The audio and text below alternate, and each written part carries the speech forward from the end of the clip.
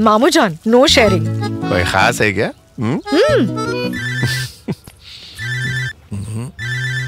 जी कहिए। Bank account details KYC के लिए 10 मिनट दीजिए। कौन था? बैंक केवाईसी अपडेट के लिए अकाउंट नंबर, पिन और ओटीपी मांगा है।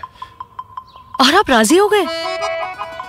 जब अपनी पर्सनल बातें हर किसी के साथ शेयर नहीं करते तो अपने बैंक अकाउंट की डिटेल्स क्यों शेयर करें? Smart girl. याद रहे मामू, डिजिटल लेन देन के लिए किसी को भी अपने बैंक अकाउंट की डिटेल्स ना दे। ओटीपी और पिन नंबर तो कभी नहीं। हमेशा काबिल-ए-एतमाद नेटवर्क का इस्तेमाल करें। याद है ना, नो शेयरिंग। मामू जान। आरबीआई कहता है, डिजिटल का इंतखाब हिफाजत के साथ।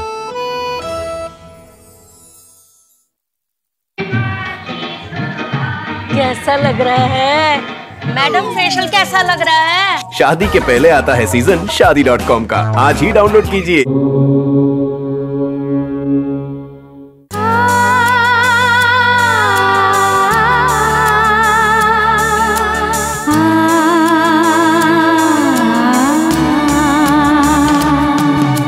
चाहत की ईंटों से हमने बनाया है, अपनी मोहब्बत से इसको सजाया है। ख्वाबों का मरकज है, खुशियों का डेरा है। सब कुछ है बस अपना, ना तेरा मेरा है।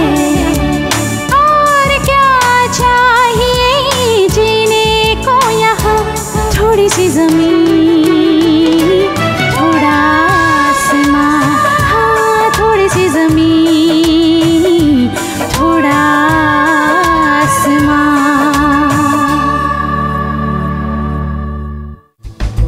आप उसके घर वालों से कहें कि एक बार आकर सबा को देख ले, और लड़के को भी बुलवा लीजिए, हम भी उसे देख लेते।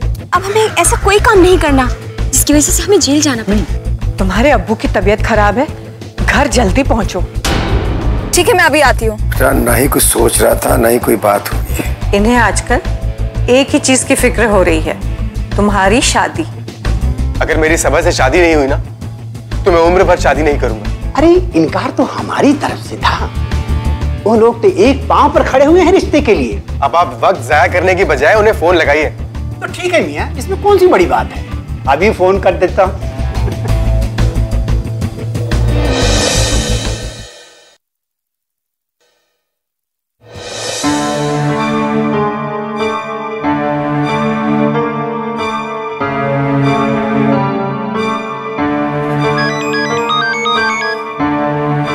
Hello, Shuja speaking. अस्सलाम वालेकुम जनाब खान साहब। आदाब। कौन सा बोल रहे हैं?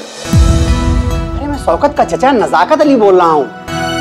ओहो नजाकत मियाँ, खैरियत तो है भाई। आज हमारी याद कैसे आ गई?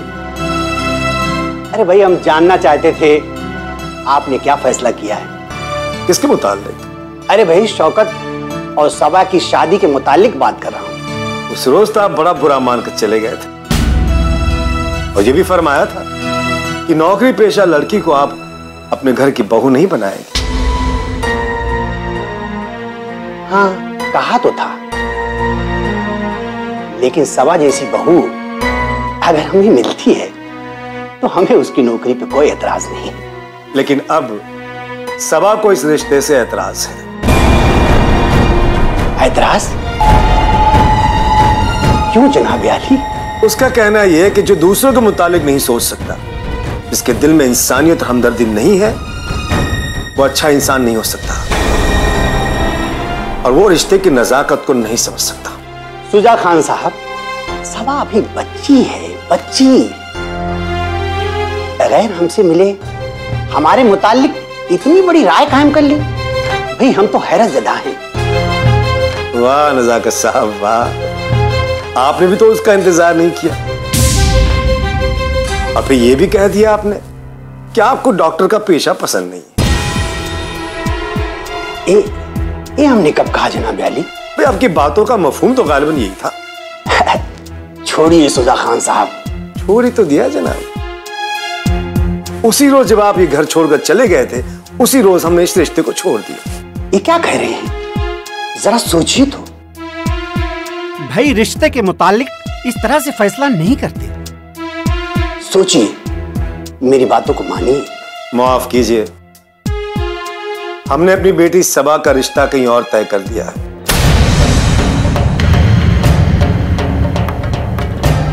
आप भी अपने बेटे शौकत के लिए एक ऐसी दुल्हन ले आइए जो 4 दीवारी में कैद रहना पसंद करे।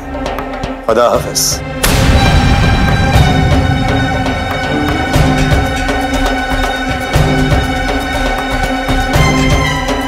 चाचा जान, क्या हुआ?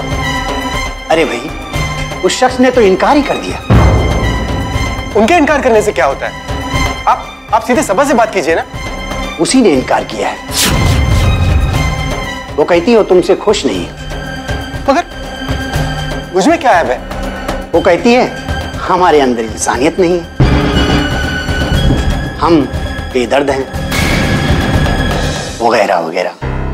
चाचा जान, अगर मेरी सबा से शादी नहीं हुई ना तो मैं उम्र भर शादी नहीं करूंगा, कंवारा ही मर जाऊंगा। हमारे मियां, ये तुम क्या कह रहे हो? तुम उसके लिए कंवारे मर जाओगे? अरे भूल जाओ उसे। मैं उस जैसी हजारों लड़कियां तुम्हारे लिए कुर्बान कर दूंगा। उस जैसी मिल सकती है, मगर वो तो नहीं मिलेगी ना।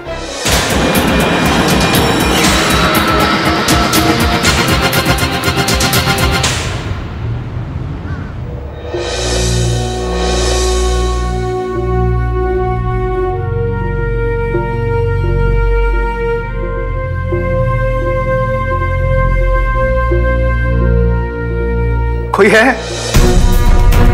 कोई है? भाईजान, आपको होश आ गया। अम्मी, भाईजान को होश आ गया, जल्दी आइए। मेरे बच्चे, तुझे होश आ गया? या अल्लाह, तेरा लाख लाख शुक्र है। अम्मी, अब्बू कहाँ है?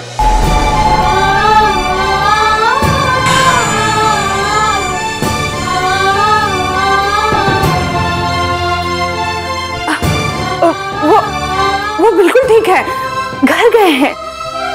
ठीक है? ताज्जुब है, पहले तो गाड़ी से अब्बू ही टकराए थे ना।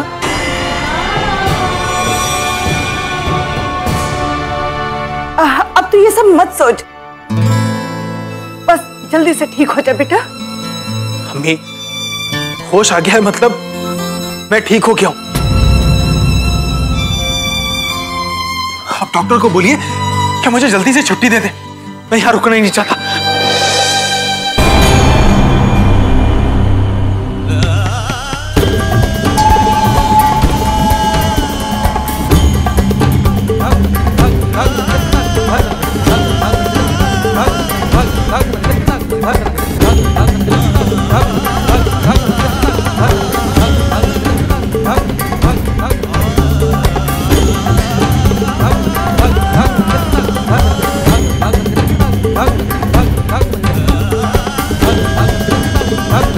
अम्मी, मेरे पैरों को क्या हुआ है? अम्मी, मेरे पैर क्यों नहीं हिल रहे?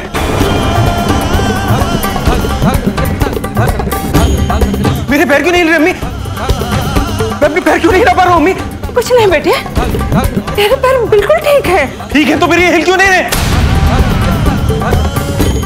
Doctor, doctor!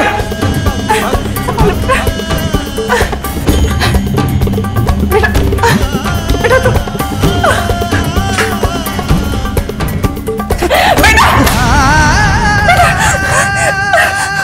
अम्मी, अम्मी मैं अपाहिज हो गया, मैं चल नहीं सकता अम्मी। नहीं अम्मी, मैं चल नहीं सकता। नहीं नहीं बेटा, कौन कहता है तू अपाहिज हो गया है? तू अपाहिज नहीं हुआ है बेटा। अम्मी, अगर मैं अपाहिज नहीं हुआ तो मैं उठने की कोशिश कर रहा हूँ तो मैं उठ क्यों नहीं पा रहा हूँ? मैं क्यों नहीं उठ पा रहा हूँ अम्मी? मैं क्यों नहीं चल पा रहा हूँ शबाना? मैं क्यों नहीं चल पा रहा हूँ? बेटा, डॉक्टर कह रहे हैं थोड़ा वक्त लगेगा, सब ठीक हो जाएगा। कितना वक्त लगेगा अम्मी? कितना वक्त? मैं यहाँ इतने दिनों तक बिस्तर पे नहीं रह सकता। भाईजान सब ठीक हो जाएगा, हौसला रखिए। अल्लाह बड़ा कारसाज है, वो आपको बहुत जल्द सेहतयाब कर देंगे। शबाना, मैं उसकी रहमत से मायूस नहीं, वो कुछ भी कर सकता, लेकिन मैं अपाहिज होकर जीना नहीं सकता। शबाना, अल्लाह से दुआ कर, अम्मी मुझे अपाहिज ना कर, अम्मी मुझे अपाहिज ना करे। भाईजान ऐसा नहीं कहते, ये मायूसी है और मायूसी कुफ्र है। अम्मी भाईजान को कुछ समझाइए, ये क्या कह रहे हैं? बेटा अल्लाह हमारा इम्तिहान ले रहा है, सब्र करो। सब्र करने वालों के साथ अल्लाह होता है, और फिर जो हमारे साथ अल्लाह है तो फिर तुम्हें कुछ नहीं होगा। दिल छोटा मत करो बेटा, सब ठीक हो जाएगा, तो जल्दी ठीक हो जाएगा, सब ठीक हो जाएगा। अभी मैं ठीक हो जाऊं, मैं चलने लगूंगा, शबाना मैं दौड़ने लगूंगा, मैं ऑफिस जाऊंगा, अभी मैं ठीक हो जाऊं। हाँ बेटा, तुम फिर से चल पाओगे, ऑफिस जाओगे, बिल्कुल ठीक हो जाओगे, बिल्कुल ठीक हो जाओगे। या अल्लाह मुझे अपाहिज मत बनाना, मैं खुशियों के साथ जीना चाहता हूँ, अम्मी मैं खुशियों के साथ जीना चाहता हूँ। अल्लाह मुझे अपाहिज नहीं बनाएगा अम्मी, अम्मी मैं खुशियों के साथ जीना चाहता हूँ, मैं खुशियों के साथ जीना चाहता हूँ।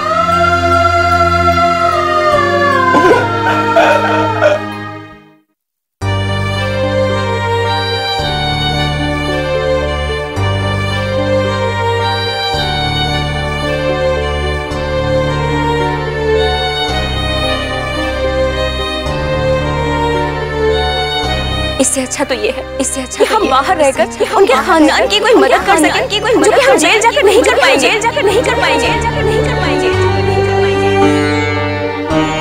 तो फिलहाल ये सोचना है कि अगर किस तरह से ये जेल के इरादे को सर किया, जेल के इरादे को सर किया, कि अगर जेल गए तो बहुत बदनामी होगी।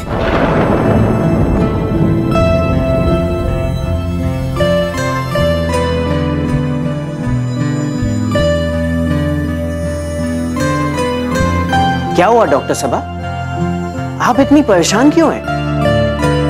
वो शख्स के मुतालिक सोचकर परेशान हो रही थी जिसके वालिद की हादसे में जान चली गई, और आज पता चला कि वो अपाहिज हो गया है। पूरी जिंदगी पड़ी है, कैसे गुजरेगी? डॉक्टर सबा, इंसान दिमाग से अपाहिज होता है। अगर उसने ये सोच लिया कि वो अपाहिज हो चुका है तो जिंदगी एक बोझ बन जाएगी, वो चाह कर भी कुछ नहीं कर पाएगा। लेकिन अगर उसमें हिम्मत होगी तो दोनों पैर बेकार हो जाने के बावजूद भी वो दुनिया के सारे कामकाज कर सकता है। ये हम डॉक्टरों का काम है उसे तसल्ली देना, हमें उसमें हिम्मत पैदा करनी चाहिए। वो कोशिश तो हम कर ही रहे, लेकिन हमारी कोशिश के बाद भी मरीज को खुद पर एतमाद होना चाहिए, फिर वो सब कुछ कर पाएगा। क्या आप उसके बारे में सोच के इतनी परेशान हो? डॉक्टर सबा, लोगों के लिए ये रोज की बात है। रोज की बात है का क्या मतलब है? हम कोई जालिम तो नहीं है कि किसी का दर्द देखकर ना तड़पे, हम इलाज करते हैं, और अगर हमें मरीजों के साथ हमदर्दी नहीं होगी तो हम इलाज कैसे कर पाएंगे? ये पेशा नहीं फर्ज है। जो डॉक्टर इसे पेशा बना लेता है वो पैसा तो कमा लेता है, मगर मरीजों का भरोसा नहीं कमा पाता, कामयाब डॉक्टर नहीं बन पाता। ओके सॉरी, मैंने गलत बात कह दी, मैं अपने अल्फाज वापस लेता हूं। अगर उसके मुतालिक मैं कुछ बात करूंगा तो आप ज्यादा खो जाएंगे।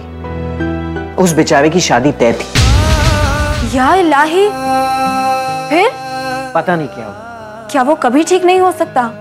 कुछ कह नहीं सकते, एक हफ्ते में भी ठीक हो सकते हैं, या ऐसे भी हो सकता है कि कभी ठीक ना हो।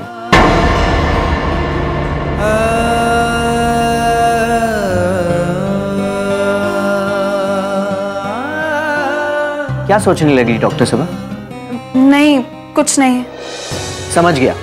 अब आप इस सोच में डूब गई होंगी ना कि उसकी जिंदगी का क्या होगा। वो इंसान तकदीर वाला होता है जो बेऐब होता है, लेकिन जरा सोचिए, अच्छे खासे इंसान में ऐब आ जाए, वो भी जिसका जिम्मेदार कोई और हो, उस शख्स के दिल से कितनी आह निकलती होगी, कितनी बद्दुआ देता होगा। आप किसके बारे में बात कर रही हैं? जिसने उस शख्स को अपनी कार से कुचल दिया। वो तो एक हादसा था डॉक्टर सबा, मगर उसकी गलती ये थी कि वो हादसे के बाद रुका नहीं, भाग गया।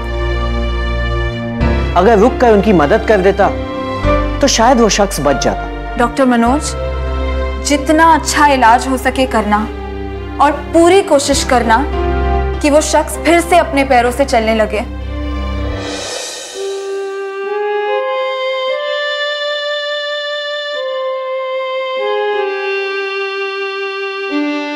अस्सलाम वालेकुम। वालेकुम अस्सलाम। नासिर की तबीयत कैसी होगी? होश में तो आ चुका है, लेकिन अभी 10-15 दिन तक अस्पताल में ही रुकना होगा। जब तक पूरी तरह तबीयत ठीक नहीं हो जाती, छुट्टी नहीं दी जाएगी। तबीयत कितनी भी क्यों ना संभल जाए, लेकिन बेचारा अपाहिज तो हो ही चुका है।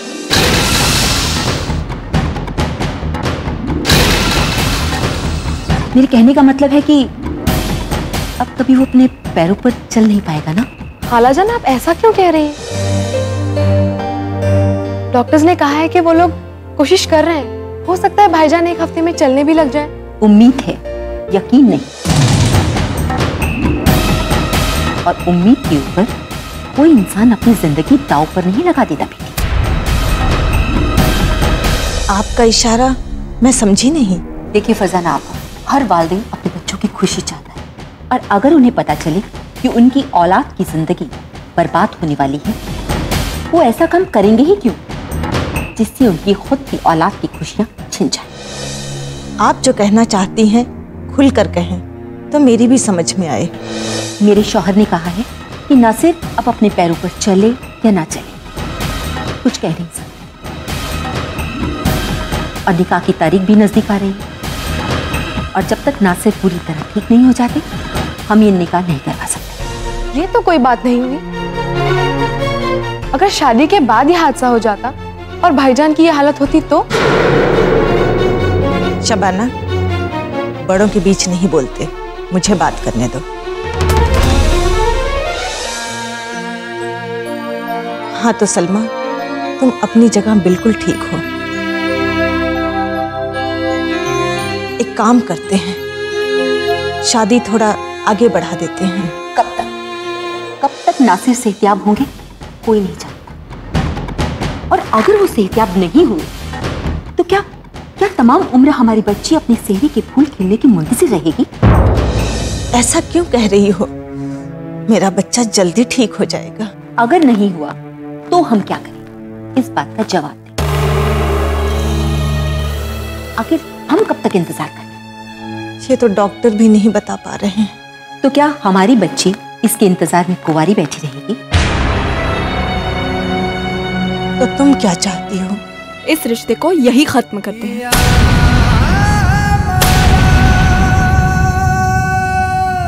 सलमा, दोस्ती, रिश्तेदारी, मुरव्वत सब भूल गई। मेरी बच्ची की खुशियों के सामने सारी बातें बेबुनियाद हैं। समझे, आज मैं मजबूर हूँ, मेरा बच्चा मजबूर है, इसलिए तुम ये सब कह रही हो ना? सलमा, वो दिन भूल गई जब तुम दोनों मियाँ बीवी एक पैर पर चलकर हमारे घर आए थे और अपना दामन फैलाकर रिश्ता मांगा था, और तुम उसी दामन को झटक रही हो।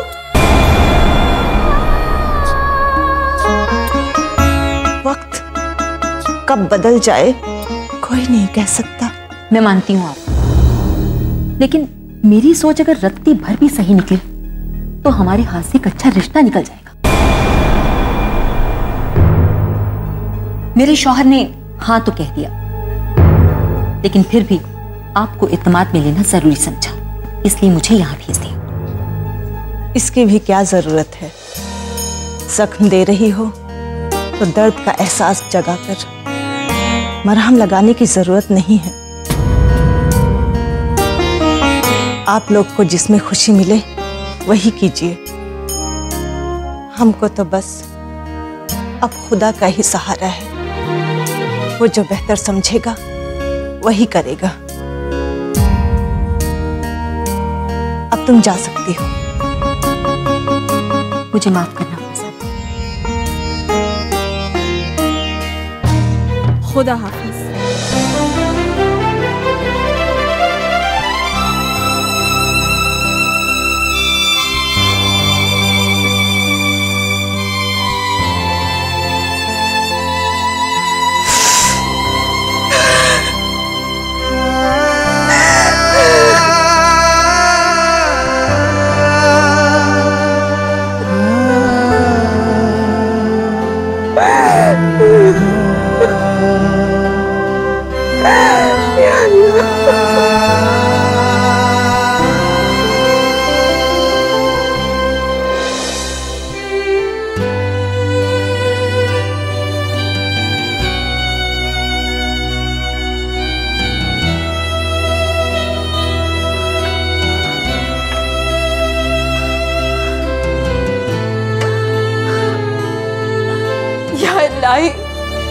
मुझे माफ कर। मेरे हाथों बहुत बड़ा गुनाह हुआ है। मेरी लापरवाही और गैर जिम्मेदारी ने किसी की जान ले ली है, किसी को अपाहिज बना दिया। मैंने एक खानदान की खुशियां छीन ली। मुझे माफ कर दे, मुझे रास्ता दिखा है मौला। मैं इस गुनाह का कफारा कैसे अदा करूं? कैसे इस खानदान की मदद करूं? जो मर चुका है उसे तो वापस नहीं ला सकती, लेकिन जो जिंदा है उसके लिए कुछ कर सकूं, मुझे इस लायक बना मौला। मेरी वजह से उस इंसान की शादी टूट गई। मैंने सिर्फ अपनी सहेली के बदनामी के डर से और उसकी शादी ना टूट जाए ये सोचकर जो कदम उठाया था, उसका इतना बड़ा हर्जाना भुगतना पड़ेगा ये मैंने कभी भी नहीं सोचा था।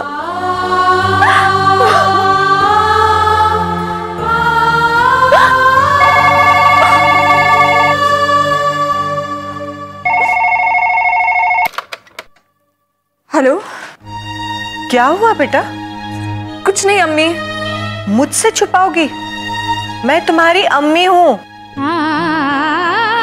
तुम्हारे साए को देखकर बता सकती हूँ कि तुम खुश हो या दुखी। तो फिर क्या तुम्हारी आवाज से नहीं पहचानूंगी?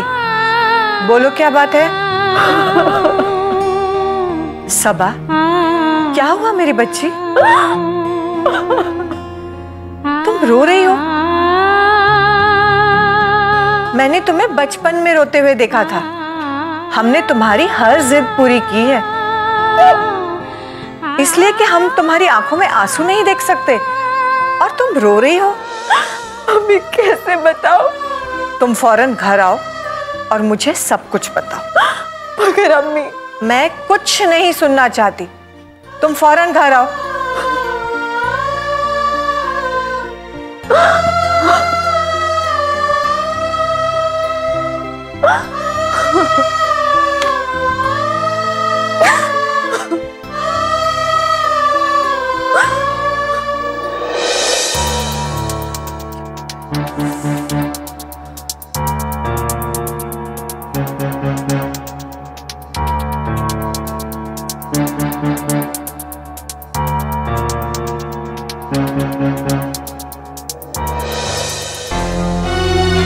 अब बोलो, क्या बात है?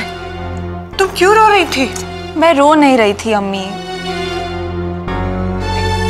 अब तुम कुछ नहीं छुपा सकती। तुम्हारी आंखें सुर्ख हैं। इससे साफ पता चलता है कि तुम रोई हो। अम्मी, शायद मुझे सारी जिंदगी रोना पड़े। ऐसा क्यों कह रही हो बेटी?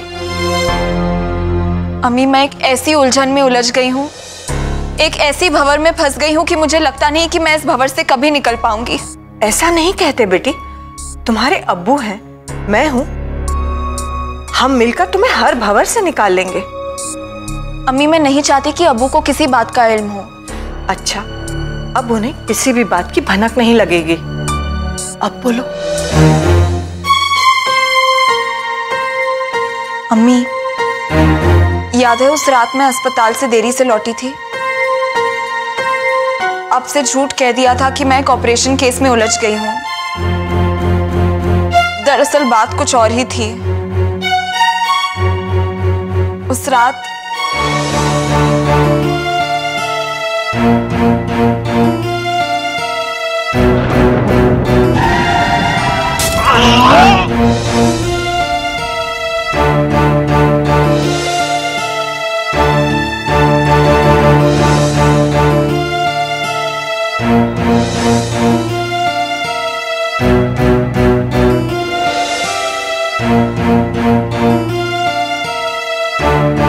पर बेटी, ये तो एक हादसा था, और हादसा कोई जुर्म नहीं होता। अम्मी, हादसा हुआ, इसके बाद उनकी मदद करने के बजाय वहां से भाग जाना जुर्म है। अगर मैं वहां रुक के उनकी मदद करती तो वो शायद बच जाते। बेटी, अगर ये होता तो वो होता, ऐसा होता तो वैसा होता, ये सब कहने की बातें हैं, बहाने हैं। जिनकी किस्मत में जो लिखा होता है वो होकर रहता है। उनकी किस्मत में हादसा लिखा था, सो वो हो गया। मैं इस गुनाह का कुफारा अदा करना चाहती हूँ। 101 फकीरों को खाना खिला दो। इससे क्या होगा अम्मी? हादसे का शिकार खानदान को तो इससे कोई फर्क नहीं पड़ेगा। तो और क्या करोगी? अम्मी, मैं सोच रही थी कि मैं उन मोहतरमा से जाकर सारी सच्चाई बयान कर दूं। फिर वो मुझे जो सजा देना चाहती हैं दे। मेरे दिलो दिमाग पर ये जो बोझ है वो तो कम हो जाएगा। नहीं, ऐसा कुछ करने की जरूरत नहीं है। खामखा परेशानी मोल मत लो। चुप रहो और अपने दिल पर पत्थर रख लो। खुदा उनके साथ जो भी करेगा सही करेगा।